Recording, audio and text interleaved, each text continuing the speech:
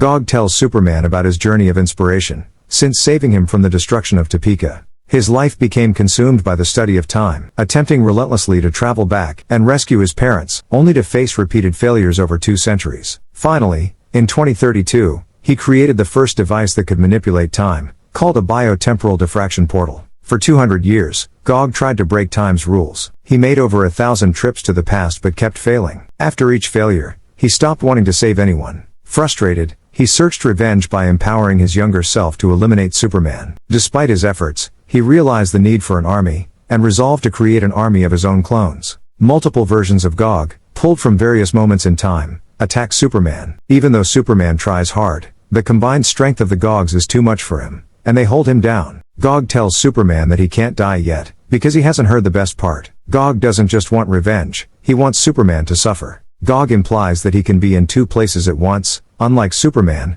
and threatens harm to Superman's family. Just as Gog prepares to strike the fatal blow, Doomsday bursts onto the scene, effortlessly throwing the Gogs aside. It seems only Doomsday has the intent to bring about Superman's end. From the viewpoint of the bridge, John, Batman, and Superboy observe the intense battle below. John and Superboy are eager to join the fight, but Batman cautions them, pointing out that the Doomsday Protocol is in place for a reason. Should Superman be defeated, they'll transport the entire conflict into the Phantom Zone. In Smallville, Lois, Lana, and the Kents are fixed to the news coverage, when suddenly the front door shatters inward, revealing Gog standing before them. Awakening, Preuss observes the ongoing battle, and concludes his presence isn't required here. Kandor must be set free. Superman asks Doomsday about his unexpected help against Gog. Doomsday reveals a desire to explore into his emotions, emphasizing that there's only one Superman he wishes to destroy. Years ago, Superman failed to save Gog's family, because he was busy elsewhere. Now, Gog gives Superman a chance to prevent a similar tragedy, by staying to protect the city, fight alongside him, and save any remaining innocent people yet to evacuate.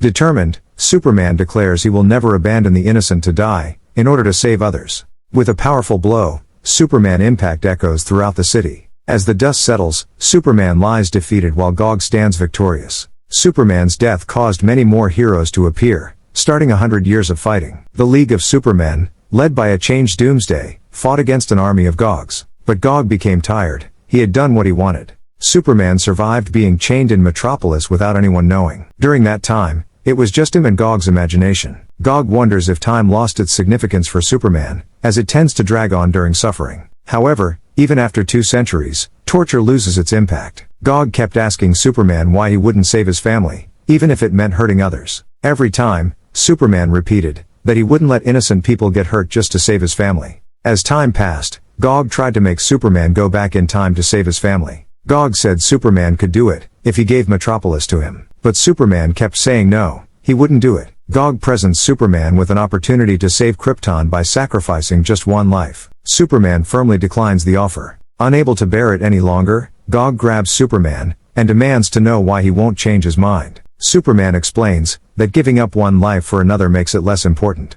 He challenges Gog, asking if his parents were murderers. At that moment, Gog suddenly understands that he was wrong about what he was doing. Suddenly, Doomsday bursts in, lifting Superman into his grasp. Gog feels really bad for the bad things he did. As Doomsday prepares to execute Gog, Gog says he can fix things with time and with Superman. Hesitating, Doomsday questions whether he'll have to go back to being a monster once more. In Metropolis today, Gog expresses surprise at unexpected events but remains unfazed, claiming to know the outcome. Despite this, memories haunt him, particularly the sound of his younger self's voice. He anticipates what comes next with a strange sense of enjoyment. Gog observes as his powers heal Superman and remove the poison, with the process accelerated by Gog's own abilities. He sets up a final test for Superman. Now that his strength is restored, will he seek revenge or use the gift given to him by Gog to save his loved ones? Superman declares, "They're gone." Superman returns to Smallville, and discovers Gog's lifeless body on the ground. His father accuses him of killing Gog,